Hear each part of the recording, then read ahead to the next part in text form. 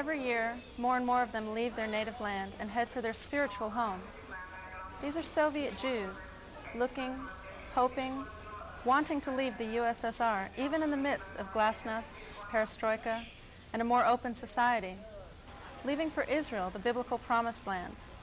It is never a short journey, and not an easy one, as organizers take the resettlers by train, bus, and plane to their final destinations. These are some of the sights and sounds of a recent exodus. For many individuals and families in the Soviet Union, religious persecution has become a part of the fabric of life. At times, the oppression is limited, but at other times it is severe. Either way, it can eventually become intolerable. Hello, I'm Ruth Landsberg of Congregation Agudas Achim, your host for this edition of Austin Faith Dialogue. Today we're going to talk with some Austinites who've been involved directly with the wave of Soviet Jews and others who've chosen to leave the Soviet Union in recent months and years. Joining us today are Marina Merkin, a Soviet Jew who is resettled here in Austin, and Donald Wilson, the Director of Jewish Family Services of Austin. I'd like to welcome you both. Thank you. I'm glad you could be with us here today. Maybe we could start with you, Marina, and you could tell us a little bit about why you chose to leave the Soviet Union. It's a big and complicated decision. Yes, it is a complicated decision, and I still miss this country very much, but I think that it was the right move. I believe that even now when the country is more free, or maybe right now when the country is more free and you have an opportunity to live, everybody have to make his own decision how he would like to live his single life. For me, the life when I can't feel myself really free and responsible for my choices is not a real life, and I don't want my son to have the same. I believe that people are born to be free and independent, to have their ups and downs, and they have to be responsible for that. But I don't want to be responsible for the policy of this country, for the ideological oppression of this country. Of the Soviet Union. Yes, I mean, Yes. of course, of the Soviet Union. And I want to be a really good psychiatrist, and I can't get the training I need in the Soviet Union also. So you did train as a psychiatrist Yes, I in the worked, Soviet Union. exactly. I worked at the hospital, and I had permanent feelings that I can't help these people, that their problems are not the usual problems of love and death and something like that, but it is more economical and even worse political problems, and I can't solve them, and I'm not sure that anybody can solve the problems of this country. But also I have a feeling that these problems can't be solved because people didn't get used to be an individuals. The main idea of the Soviet Union is to to make you feel that you are only the part of the huge population and not the single one And person. that really contributed to your... And I believe that psychotherapy, for example, Yes. can't survive without this feeling. People have to feel that they're special and they're good, and they can make some fulfillments. Otherwise, that's not psychotherapy. That's something else. Right. So the group that you were working with in the Soviet Union and the people that you work with here in the United States must be a very different group of people. Well, let's Were you able to make pursue it psychiatry straight. here?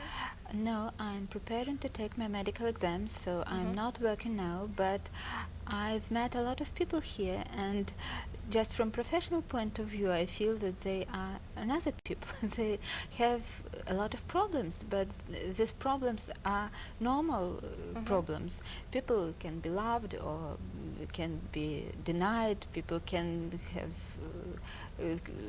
can lost loved ones and something Yes. like that. But it is human being problems, Yes. and it is not the problem of one person against the whole country. And I like it. So Donald, you've worked with a lot of the families who've come here to Austin. Do you find that many of them are leaving behind serious professions as Marina has done? I think so. Most of the people that we've gotten here in Austin are engineers, doctors, some of the more highly trained professions. And what Marina was talking about, there's that real sense of loss because when they come here, they can't practice medicine, for instance. They have to go through an examination period here. And there's that real loss of status that a lot of them feel. So there's a loss of status and a retraining period. Right. Really pretty substantial one, I imagine, for many of them. Did you have to go back to school when you came here? No, I'm trying to do it by myself independently, as many other immigrants doing. It's hard, but it's manageable. Tell me a little bit more about what led you to make this decision to leave. Clearly, at this time, there are a lot of people choosing to leave the Soviet Union, and I think that our perspective here in the United States sometimes is that it's difficult to understand what sort of circumstances would make you leave everything behind, or what did you have to leave behind? Well, first of all, you have to leave behind your family and your friends and your house and landscape from your window, and that hurts a lot. But also you have to leave behind very aggressive and very depressing social system, which makes people much worse than they really are. I believe that even when you put a very good very good natured person in the very bad conditions, sometimes he became like a wild beast. And I believe that that's the case because it is not only economical. I want to emphasize that economy is very bad, but I strongly believe that it is not all about economy. It is about many other things. I like, for example, here that at school I admire that at school they tried so hard to explain my little son that he is very special and very good, and that it is good to be special. Yes. And I hate the feeling of, you are the crowd. And it is a very welcomed feeling in the Soviet Union. I want to leave it behind me. I want to feel myself not part of a crowd. And sometimes it is very hard here to accept for me because I've grown up in that country. What is hard to accept? That Being part of not being a part of a crowd anymore? Yes. That's very strange for you. Yes. I see it because you never lived like a young pioneer who is a part of the crowd, and young Komsomol, member of the Komsomol organization who is still part of the crowd. And when I have been a doctor, I spent more than 2-3 hours a week at the party discussions or something like that, and I never been a member of the party. That's just because I'm a member of the staff. And that was part of being on staff yes, at your hospital? Exactly. Like you're in my patients, yes, luckily. And I mean that even for people who were not very narrow-minded in the Soviet Union, it is very hard here to accept that you are really free and to realize that you have some responsibilities and that you have to pay for your freedom sometimes. So that there's a real balance, Yes. I think, when these families and these individuals come in between what they were trying to get away from and the price that comes with the responsibility that you speak of. Exactly. And do you find that hard among your peers here, and have you found that hard with the families and people that you've brought in? I think one of the things we've noticed is that people learn to negotiate the cultural and social system that they live in, and they try to bring that, way of adapting to this country, and very often it doesn't work, and it causes sometimes misunderstandings between the people who are trying to resettle these individuals and the individuals who are trying to resettle here. Tell me a little bit about what you do at Jewish Family Services with when you say the people who are trying to resettle the Soviets that are coming here. Who are these people? The volunteers who work with me. I couldn't do all this without the help of volunteers. I have some wonderful volunteers who really do help me and help the Soviets in every aspect of resettlement. We're accepting what's called unattached cases here in Austin, meaning that there are no family members that these families are coming to reunite with. So they become the total responsibility of the Jewish community for up to the first 4 months that they're settled here. And I have volunteers who look for housing for them, who collect old furniture, used furniture, to furnish those houses, and clothing, dishes. So It's everything is set up for them, and then we try to get them, English as a second language classes through ACC, and also try to help them find a job as soon as possible. So it's very grassroots here, but I imagine you must be working with a lot of international organizations. That's what strikes me most about this exodus of Jews and other people of other faiths from the Soviet Union who are choosing to leave, is this massive organization, just as we saw in the video clip a few moments ago, just to physically move all these people. We work with two major organizations. One is HIAS, the Hebrew Immigrant Aid Society, and they don't have a presence in the Soviet Union, but once someone does get refugee status and gets permission to leave the Soviet Union, then those names are turned over to HIAS, and HIAS finds a community in the United States is willing to resettle those people. So that's an American organization? That's an American organization. And the other organization we work with is the Council of Jewish Federations, and the Association of Jewish Family and Children Service Agencies, too. All those organizations send us a lot of literature about people's experience, ways that we can help, ways that we can relate better to the Soviets. And also through CJF, the Council, we participate in a federal matching grant. We do get I'm sorry, a what is federal that matching council? grant. It's the Council of Jewish Federations. I see. And there's a federal matching grant where we do get reimbursement for some of the resettlement costs. From the federal government? Yes. So as I understand it, I've had some experience myself with this movement. Certainly not all the Soviet Jews or others who are emigrating from the Soviet Union are going to the United States. There's some limitation on that. A lot of them are going to Israel, as we saw earlier in that video clip. And do you know much about how that's being orchestrated? I think much of it is being done by the Jewish Agency out of Israel. Well, we only have a certain allotment of Soviet Jews that can come into the country each year as refugees, and that's about 40,000. There probably won't be quite that many coming this year. In fact, there will only be, at the most, probably about 28,000, because as things deteriorate in the Soviet Union, it's taking longer and longer for people to get permission from the Soviet government to leave the country. Well, I had opportunity myself to witness some of this. Some of those images that we got to see were from a journey I was able to participate in, watching some Soviet Jews leave from Moscow to Budapest, where I joined them and traveled with them from Budapest to Israel. And what I observed was really a massive movement of people to Israel. And there's definitely a sense among those people that many of them wanted to come to the United States but couldn't because of this quota, and they were looking for other places to go. Of course, the vast numbers of them were really seeking Israel. It was a pretty fascinating experience to see. Did you see anything in those videos that reminded you of your trip? When did you come? We came almost 2 years ago in November 1989, and it was not a very pleasant trip, but I like to travel, so... And did you come with your family? Yes, of course, with my husband and with my son.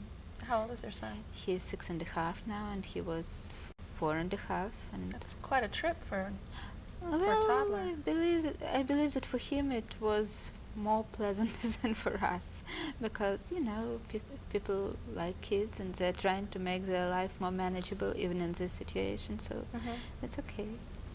What do you see with the children that come over with some of these families? Have you noticed a difference in their style of adapting?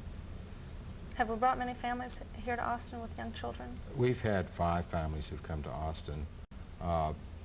In the very young children, you probably don't see as much difference as in the older children. I think with the older children, it's probably more difficult for them to make that adjustment, because particularly when you're a teenager, you're facing peer pressure, and here are kids who don't speak English well, who come from a very, very different background, and very often they do have difficulty in trying to make that adjustment.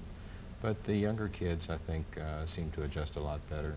In fact, one family, the mother was talking about her young daughter, who doesn't speak Russian at home anymore, and she doesn't know quite how to take that. She says she even talks to her dolls in English now. That's quite something. And as you spoke, when your son went into the school, you thought it was so nice that they regarded him as being very special. No, not only him, all kids. Yes. Yeah. Yeah.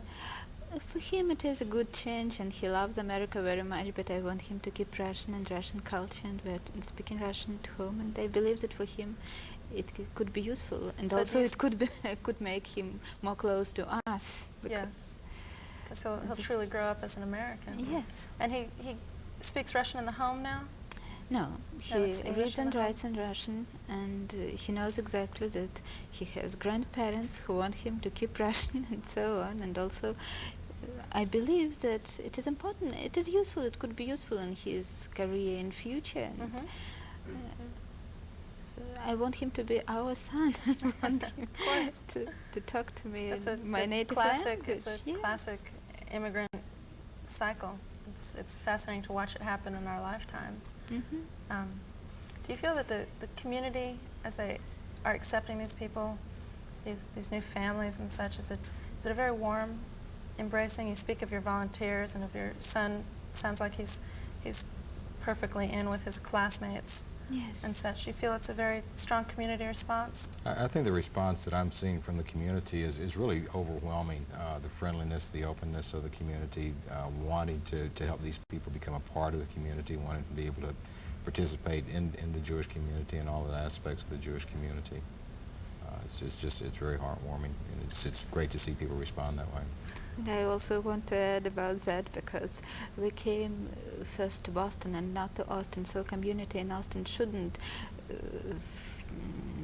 make a lot of things for us, make up a lot of things for us. But I was really surprised when we came here that it is unbelievable community which really helps us a lot, and we don't feel like they are just making it for charity. I feel Yes. that they are treating me like somebody who is like them, but maybe in a more difficult position right now, and I like, and I'm very grateful for that. It seems to me that the Jewish community of Austin has really organized themselves quite remarkably and put together all these different systems. And my understanding is that other families have come to Austin, a Pentecostal family, through a church. I think it was the First Independent Baptist Church. And they didn't have such a system in place because they weren't expecting the sort of numbers that we were expecting in the Jewish community. And as I understand it, they were able to get some help and advice from the Jewish community and successfully bring and integrate this family into Austin, although I understand that they later left Austin, but nonetheless the move itself, the transition was reasonably smooth. I think that that particular church probably got to learn from our mistakes, because we accepted one Best way to learn. family and didn't realize that we were going to have as many as we did. And then CJF, which is the Council of Jewish Federations, in all the communities that have Jewish federations, did designate that each community had to take a certain number, because some of the larger cities like New York and San Francisco and Los Angeles on the West Coast were just being overwhelmed by the number of refugees and couldn't handle them all. So now they're trying to spread them out to all the communities. And as I said, we didn't know either, and we kind of tried to handle it. This is going to be kind of a one-time thing, and it became very clear that it was. And it's really a massive undertaking, because you are pretty responsible for those families for the first 4 months. And beyond those 4 months, do you find that there's still a big support network developing? I think there is, and I think as more and more Soviets arrive here, they can depend on each other too for some support. But we've had very good success in getting everyone employed within that resettlement period now, so that I think all the families who've been here have been actually financially independent by the end of that time. That's pretty remarkable. It's quite a feat to get a number of people resettled and trained in a new language, and maybe in a new job, or trying to get them retrained in their previous jobs. And do you expect a lot more families coming in the future? We've accepted, for this year, we've accepted 21 individuals. We've received 5 so far because of the delay in people getting out of the Soviet Union. As I said, we probably won't receive the full 21, but they're probably going to be coming next year. So next year we'll probably get, the leftover part of our quota plus an additional quota that'll be given to us. So do you see an end in sight? Because it seems that there's just a really massive number of Jews in particular leaving the Soviet Union at this time. My understanding of what's going on in the Soviet Union is it's a tremendous drain on many of their professionals. That many of the people in the Jewish community were well-trained professionals and are leaving and coming to places like Austin, and many are going to Israel, and that's difficult for them, but maybe in the long run it could be good for the countries that receive them. I think it'll be very good for the United States. And I think it'll be very good for the Austin community. As I said, people respond to this. I think it's helped the Jewish community to have a cause to coalesce around. So there's that benefit also. And it's probably a long-term commitment, as you see it. Yes. Yeah. They're really, so you expect maybe, 5 more families this year, or 5 more individuals? Well, I'm not sure how many we'll get this year. Once a person is approved for refugee status, then they have to get permission from the Soviet government to leave. And as I said, things are breaking down in the Soviet Union, so that the local OVIRs are beginning to, and the OVIR is the body that gives people permission to leave in the Soviet Union. And they're beginning to, the local OVIRs are giving their own interpretations as to whether a person can leave or not. So and this is breaking down currently? This is breaking down. The central government is breaking down, so there's not as much control over the OVIRs. And sometimes even after a person receives refugee status, it's not unusual for it to take 6 to 8 months for them to get final permission to leave the Soviet Union. We had one case of an interrelated family. There were 2 families that we had accepted, and one family got permission from the OVIR to leave, and then the son did not get permission, so they haven't left the Soviet Union yet. They're still waiting, trying to get him clearance to leave the country also. Now that's pretty unusual, isn't it? I sense that most of these organizers are trying very hard to keep families together, bring them to the same cities and allow them to leave at the same time. Right. That's going on. And you're nodding your head through all of this. Do you have a lot of friends and family still that are trying to leave? Well, I think that most of my friends already left. And Yeah. that we have my family and family of my husband, I mean our parents, who are in their 60s, and for them this decision is much more harder than for us. For the older? Yes. But, there are still quite a lot of things to remember in this country. Yes. The most extraordinary thing that I was able to see with the group that I saw travel was the diversity. They spoke often of the average age of the immigrant, and it seemed to me to be nonsense, because the youngest immigrant I saw was a newborn. The oldest immigrant I saw was something like 101. I think that we'll have an opportunity to see him in a later video clip. It's really quite a diverse group that's leaving, and they're all settling really all over the world. Exactly. Really all over the world. And it's not only Jews who want to leave. There are people of many other nations who want to leave, and they're doing their best to make it, but it is very hard for them now. Maybe it would be easier in a couple of years. Is it harder outside of the Jewish community in the Soviet Union at this time? It's totally impossible, for only Jews and Germans can do it. Otherwise, nobody will even think about your papers. You have no right to do it at all. It's a very curious No. twist. It's the way how it is. Yeah. From this point of view, it's good to be Jew. Yes. In that And this is country. new in the Soviet Union. Well, they tried not to let anybody to leave, but finally, thanks to the American government and Israel government, that would be possible for Jews, and that's possible for Germans, and where they can go, where Russian family can go, they have their native country, native place, and the places have the crazy laws, but Yeah. So there's a difference, I think, for many of these people who are leaving, when you think about it, whether they're really leaving the Soviet Union or are they going somewhere else. It's when they have somewhere to go. I think for many of the Jews who really truly want to be in Israel, it's a beautiful combination of leaving someplace that's not comfortable and going to someplace that's very beautiful. But these other groups of people maybe don't have as much of a homeland, someplace to go. exactly. So there's tough decisions to be made. I think even for those who make a decision to come to the United States, there's the religious freedom here, and there's the opportunity, if they want to be Jewish and really participate in the religion and in the community, they have that opportunity. So in a sense, it's a homecoming for them too. It's a So place of freedom. Do you find that they've had a lot of opportunity to participate in religion in ways that you weren't able to before, the families that come and yourself?